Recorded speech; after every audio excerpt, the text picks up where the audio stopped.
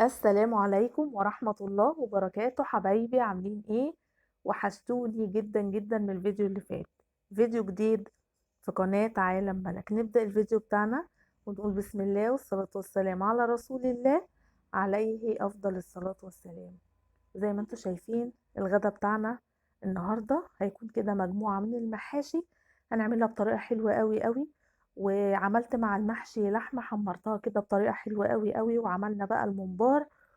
وبصوا اللحمة مستوية وزي الزبدة. يلا بينا بقى ايه نبدأ الفيديو بتاعنا ونشوف اليوم بتاعنا هيمشي ازاي، ونشوف الأكل بتاعنا الحلو ده هنعمله ازاي. بس قبل ما نبدأ الفيديو بتاعنا، لايك وشير وسبسكرايب لقناة عالم ملك. وزي ما انتوا شايفين بقى ايه، هنا كنت مقورة بقى البدنجان ومنضفة الفلفل ومطلعة الطماطم من الفريزر، واللحمة كمان اهو زي ما انتوا شايفين كنت مطلعة من الفريزر وحطيتها في شوية مية لحد لما تفك، وبعدين صفيتها من المية. وهنا زي ما انتوا شايفين كان معايا المية بقى بتغلي على النار، وابتديت اول حاجة اعملها اللي انا انزل بقطع اللحمة في قلب المية. تمام كده. وبعد كده بقى ايه نرجع على الرخامة الحلوة بتاعتنا دي ونشوف هنعمل ايه. زي ما انتوا شايفين بقى معايا شوية من البصل اهو، هبتدي ان انا اقطعه كده في الكبة الحلوة بتاعتنا دي عشان خاطر نعمل التسبيكة بتاعة المحشي. تمام كده. وهناخد كمان شوية من البصل ونحطهم على الشوربة بتاعة اللحمة. عايزة اقول لكم بقى يعني بصراحة كل يوم الواحد زهق في حيرة، هنتغدى ايه النهاردة، هنتغدى ايه بكرة، هنعمل غدا ايه. والمشكلة بقى ان بتيجي تسألي يعني كله يقولك معرفش معرفش. فالواحد تعب من الموضوع ده يا جماعة والله. فطبعا اكيد كلكم يعني الموضوع ده تعبكم جدا جدا، حتة ان احنا هنعمل اكل ايه النهاردة. وعايزة اقول لكم بقى ايه، يعني انا بقى لي فترة كده كان نفسي اكل ايه، محشي البدنجان. فقلت بقى يا بنت طالما نفسك تاكلي محشي البدنجان ما بديهاش بقى. والاكل ده انا عملته يوم الجمعة، صحيت بدري وطلعت كيس من اللحمة من الفريزر وحطيته في شوية مية لحد لما فك خالص. وقلت أول حاجة هعملها إن أنا هسلق اللحمة. تمام كده. وقمت بقى إيه طبعا على ما اللحمة كانت فكت قورت البدنجان ونضفت الفلفل. وزي ما انتوا شايفين البدنجان هنا أنا نقعاه في مية وملح. تمام كده. وهنبتدي بقى نقطع الخضرة بتاعتنا عبارة عن بقدونس وشبت وكزبرة، وكنت مطلعة الكيس بتاع الطماطم ده من الفريزر. يعني انا عايزه اقول لكم انا كنت شاريه اصلا طماطم، وانا بفتح الفريزر كده ربنا كرمني ولقيت الكيس بتاع الطماطم ده، فقلت حلو قوي بدل ما اضرب طماطم بقى في الخلاط اعمل بيه التسبيكه بتاعه المحشي. وهنا بقى زي ما انتم شايفين حطيت البصله وحطيت ورق اللوري وحطيت فصين من الحبهان وحطيت فلفل اسمر. وما حطيتش ملح دلوقتي لان الملح لو حطيته يعني هيخلي اللحمه تغيب في السوا. فالملح ايه يعني اول ما اللحمه كده تبتدي تدخل في السوا بنزل بشويه من الملح وابتدي احدق الشوربه بتاعتي. تمام كده. كده بقى ايه، يعني انا هديت على اللحمه وسبتها بقى ايه لحد لما تستوي، وكل شويه هتابعها. وطبعا ايه النار ما تكونش عالية، تكون متوسطة. وزي ما انتوا شايفين الحلة دي حطيت بقى ايه يعني كبشتين حلوين كده من السمنة وشوية من الزيت، وابتديت انزل بالبصل اللي انا ضربته في الكبة اهو زي ما انتوا شايفين بالشكل دوت. وهفضل بقى اقلب في البصل كده لحد لما ايه يتشوح معايا. وهجيب شوية من الملح وانزل بيهم على البصل عشان خاطر ايه البصل ما يليبش معايا، يعني يدبل بسرعة ويتشوح بسرعة اهو. ونبتدي نقلب الكلام ده كله على بعضه لحد لما البصلة تتشوح معايا اهو بالشكل دوت. وهنا بقى هكون ايه جايبة الطماطم بتاعتي مطلعاها من الفريزر ونزلت بيها على البصلة اهو. وهسيب بقى الطماطم بتاعتي لحد لما ايه تفك خالص. هجيب بقى شوية من المية وهنزل بيها على الطماطم واسيبها بقى لحد لما تفك خالص. يعني هي كمان فكت واتسبكت. وهننزل بشوية من الفلفل الأسمر لأن أنا حاطة ملح. وهنقلب الكلام ده كله على بعضه أهو زي ما انتوا شايفين. وكده بقت حلوة قوي قوي قوي. ناخد بقى الصلصة بتاعتنا دي لما تهدى شوية وتبرد كده، ونروح بقى على الرخامة بتاعتنا. وهنا كنت غاسلة الرز بتاعي اهو زي ما انتوا شايفين، وابتدي انزل بالخضرة اهو. وهنقلب بقى الرز على الخضرة يعني انا ما بحطش الخضرة على الصلصة عشان خاطر ما تغمقش مني. وابتدي بقى اقلب ايه الصلصة مع الخضرة مع الرز اهو. هنقلب بقى الكلام ده كله على بعضه، ونجيب بقى من تحت لفوق كده لحد لما الصلصة والرز كلهم كده ايه والخضرة كلهم يخشوا في قلب بعض كده اهو. عايزة اقول لكم ان انا هعمل النهاردة محشي بدنجان، محشي فلفل، ومحشي ممبار او عصبان، احنا بنقول عليه عصبان. إيه يعني بص انا هقوله لكم بالاسكندراني واللي مش اسكندراني. وهنعمل العصبان بتاعنا، وهنعمل اللحمة. تمام كده.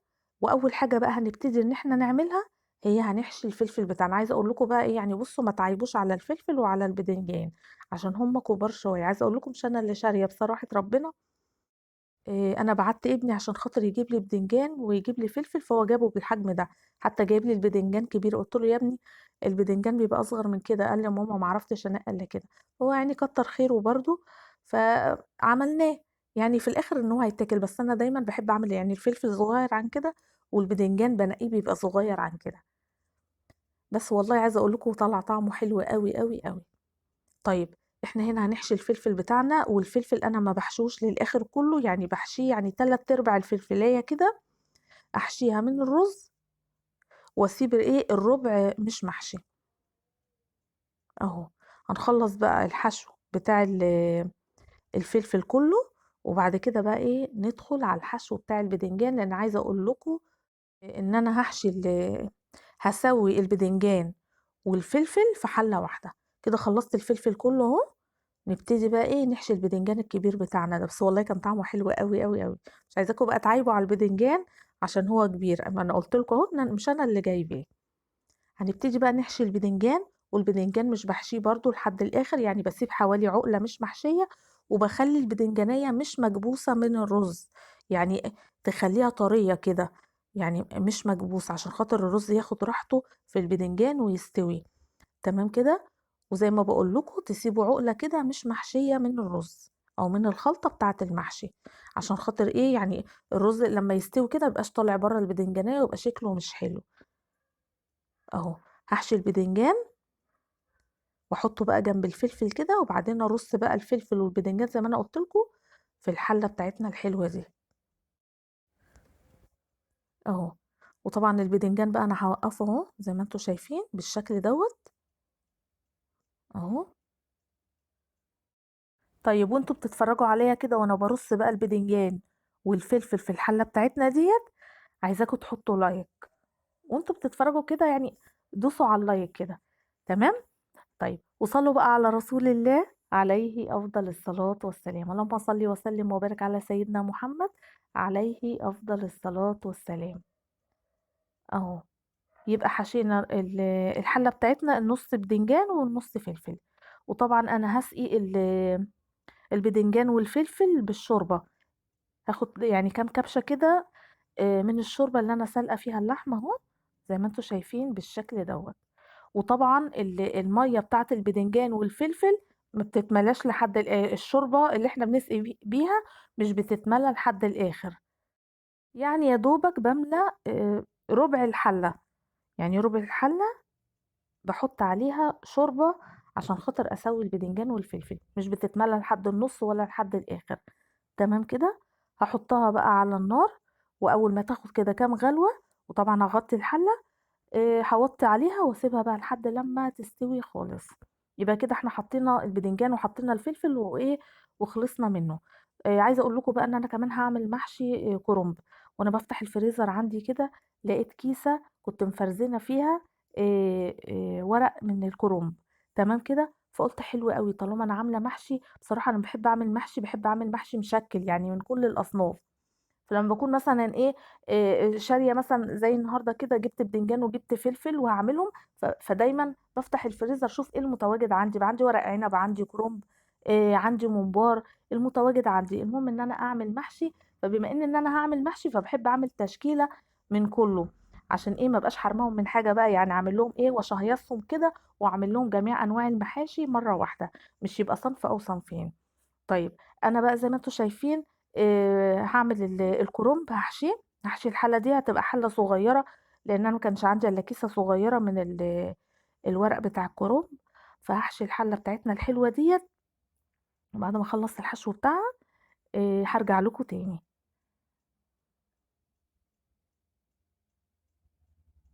وأهو بعد ما خلّصت الحشو بتاع الحلة زي ما أنتم شايفين هنجيب بقى الشوربة، ونبتدي برضه ننزل على المحشي الكرنب بتاعنا. وهنا المفروض أنا كنت حطيت يعني معلقة صلصة، بس معلش بقى أنا ما كانش عندي صلصة، فجِبت طماطماية كده وقطّعتها على وش الكرنب، لإن الصلصة بتخلّي مع الشوربة بتخلّي الكرنباية كده لونها إيه، أحمر. فأنا ما كانش عندي صلصة بصراحة ربنا، فزي ما باقول لكم كده قطّعت طماطماية وحطيتها على وش الكرنب. هنا بقى حطيت الكرنب بتاعي وسِبته بقى إيه، لحد أمّا يتشرّب كده وبعدين هاوطّي عليه. وزي ما أنتم شايفين بقى هنا أنا باعمل الممبار، أنا دايمًا باحط عندي ممبار، لإن أنا ما فيش حد في البيت عندي بياكل الممبار إلا أنا، فإيه دايمًا أجيب كيلو كده وأنضّفه تنضيفة حلوة وأشيله في الفريزر. في أي وقت باعمل محشي لازم أطلّع كام واحدة كده من الممبار وأقوم حاشياهم مع المحشي، فدايمًا كمان أنا باحب أحشيه في الآخر خالص، بعد ما أخلّص بقى حشو المحاشي كلّها لمّا بيتفضّل عندي شوية من الخلطة بتاعة المحشي، فبابتدي أحشي بقى بيها إيه، الممبار بتاعنا. وطبعًا هنا أنا كنت حاطة مَيّة مغلية على النار، وزي ما أنتم شايفين حشيت الممبار، وطبعًا الممبار مش بنحشيه يعني على الآخر كده زي ما أنتم شُفتوا بابطّطه، عشان خاطر ما يفرقعش منّي. وأهم حاجة بقى أمّا تيجي تسلقيه لازم المَيّة تكون بتغلي، وبعد كده تجيبيه بقى تمسكيه من الحرفين وتبتدي تنزلي بيه في المَيّة المغلية أهو زي ما أنتم شايفين بالشكل ده. مجرّد ما تنزلي بيه أهو أنا قرّبت لكم الكاميرا، مجرّد ما تنزلي بيه في المَيّة المغلية هتلاقيه بقى إن هو قفل من الجنبين، يعني ما تقلقيش الرز مش هيطلع منّه، أهو بُصّوا عمل إزاي، شكل الجمبرية بالضبط. هاسيبه بقى إيه، ياخد كام غلوة كده وبعدين إيه، هاوطّي النار عليه عشان ياخد راحته في السِوَى، لإن ده رز ما ينفعش إن إحنا نبقى معلّيين النار عليه. وطبعًا هنا نزلت بفلفل أسمر، نزلت بملح، وهاحط هنا بصلاية. عايزة أقول لكم إن الشوربة دي أنا ما باشربهاش خالص، أنا بارميها. يعني في ناس بتحب تشرب الشوربة بتاعة الممبار، بس أنا بصراحة ربنا أنا ما باشربهاش، باحس إنها تقيلة ودسمة كده فبارميها. تمام كده؟ طيب هنا زي ما أنتم شايفين جبت الطاسة بقى وحطيت حتة سمنة حلوة كده، وابتديت أحط بقى إيه اللحمة بتاعتنا عشان خاطر أحمّرها، أهو. هاحمّرها بقى كده من الجنبين زي ما أنتم شايفين بالشكل دوّة، يعني عشان تبقى قريبة من المشوية شوية. وأول لمّا تتحمّر كده وأجيب كبشة من الشوربة وابتدي أنزل عليها بقى وشموا الريحة إيه، حاجة كده عظمة فاخر من الآخر. أهو هاحط حوالي 3 أو 4 كبشات كده من الشوربة اللي إحنا سالقين فيها اللحمة عشان خاطر أطرّي اللحمة، لإن هي لمّا بتتحمّر بتنشف شوية، فاحاول بقى إن أنا أطرّيها وما أحطش شوربة ياما زي ما أنتم شايفين كده الشوربة حطيت حبّة صغيّرين، وأهدّي بقى النار عليها وأسيبها لحد لمّا الشوربة دي كلّها تتبخّر، ما يبقاش إلا في حبّة صغنّنين خالص، أهو. بُصّوا كده بقت حلوة أوي، أوي، أوي. وفي نفس الطاسة بقى هنجيب الممبار بتاعنا، وطبعًا هنا أنا كنت حاطة معلقة تانية من السمنة، فأنا قُلت أعمل في نفس الطاسة بقى عشان إيه، مش هاوسّخ الطاسات كلّها أو أبهدل الدنيا حواليّا، لأ، عملت في نفس الطاسة. هابتدي بقى أحمّر الممبار بتاعي أهو من الناحيتين زي ما أنتم شايفين، وزي ما أنا باقول لكم أنا مش عاملة ياما، عشان خاطر أنا الوحيدة اللي في البيت اللي باكل الممبار، ما عنديش حد في البيت بياكله إلا أنا، أهو. وطبعًا أهم حاجة وأنتِ بتحمّريه حاولي إن أنتِ تغطّي عليه عشان خاطر بيفرقع هو عشان ما يجيش في وشِّك لا قدّر الله. هنا خلّصت الممبار وادي اللحمة كمان حطيتها مع الممبار، وعايزة أقول لكم بُصّوا الممبار واللحمة بالطريقة دي جرّبوها، أهو العيد داخل علينا وهتعملوا بقى الفتة اعملي اللحمة بالطريقة دي هتطلع حلوة أوي، أوي، أوي. وهنا حطيت رشة من الفلفل الأسمر ورشة من الملح على الممبار وعلى اللحمة، وكده خلّصنا الممبار بتاعنا وحمّرنا اللحمة بتاعتنا. نحطها بقى على جنب كده، وهنا كان عندي بقى الكرنب بتاعي استوى، محشي الكرنب، والبدنجان كان استوى والفلفل استوى، ونبتدي بقى ننزل بالحلة بتاعتنا في قلب الصينية زي ما انتوا شايفين بالشكل دوت. شامين الريحة يا ولاد؟ حاجة كده فاخر من الآخر، عظمة. يعني أكتر لحظة باحبها لحظة ما باقلب الحلة بتاعة المحشي أو ورق العنب، أيًا كان أي محشي بقى كده، وأقلبه في قلب الصينية، دي من اللحظات اللي أنا باحبها حقيقي والله. طيب هنا بقى عايزة أقول لكم البدنجان كان سخن مولّع، فإيه حطيته بقى، معلش أنا يعني الحتة ديّة شِلتها من الmontage، لإن أنا دوّخني البدنجان على ما طلّعته من الحلة. حطيت بقى هنا البدنجان وطلّعت الفلفل، طبعًا لإن البدنجان كان سخن مولّع هو والفلفل، وحطينا الممبار بتاعنا وحطينا اللحمة بتاعتنا، وكانت أحلى صينية. وعايزة أقول لكم يعني شوفي أنتِ لو بتاكلي بقى في مطعم صينية زي ديّة هتدفعي فيها قد إيه. يعني عايزة أقول لكم والله الموضوع ما أخد منّي وقت خالص، يعني طبعًا أنتم عارفين محشي البدنجان والفلفل سهل جدًا في عمايله، يعني غير لَف ورق العنب لَف الكرنب. وعايزة أقول لكم الكرنب زي ما أنتم شايفين هي كانت حلة صغيرة. وادي اللحمة بُصّوا بتتقطم ولوز اللوز، يعني حاجة كده فاخر من الآخر. وشايفين البدنجان مستوي، وادي العُصبان بتاعنا أو الممبار بتاعنا، حاجة كده فاخر من الآخر. بكده بقى نكون خلّصنا الفيديو بتاع النهارده.